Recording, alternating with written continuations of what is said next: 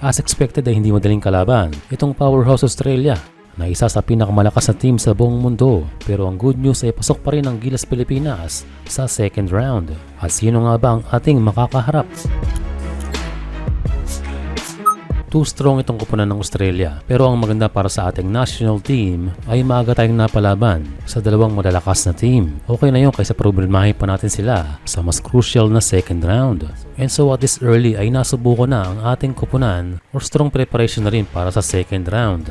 Ang latest ay ito na ang bagong schedule na kung saan ay haharapin natin ang Jordan at Iran sa August. Ito yung sinasabi ni Coach Jimmy Alapag na maaaring makasama na siya sa Gilas coaching staff sa Agosto. Malaking boost yan para sa koponan dahil kanyang maisishare ang kanyang NBA knowledge na kanyang pinaghirapan almost 6 years.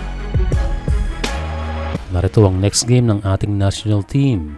At ang unang laro ay kontra sa Jordan na magaganap sa August 28. Noong first round sila ay nagtapos ang 5 wins 1 loss.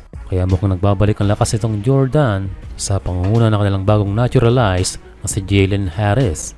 Siya ay nag-a-average ng 27 points per game. So para may Brownlee itong Jordan, pero not sure kung babalik si RHJ sa naturalized spot. And so mabigat din kalaban itong Jordan. Pagdating naman ng August 30 ay makakaharap ng Gilas ang Iran na meron ding 5 wins and 1 loss record. And as usual ay mabigat na kalaban itong Iran na gumaganda na rin ng roster mula nang magretiro si Haddadi. Pinangungunahan ng dalawang veterano ang Iran na sila Yakhchali at Bahedi. Masasamahan pa ng bagong malalakas na new generation ng mga players.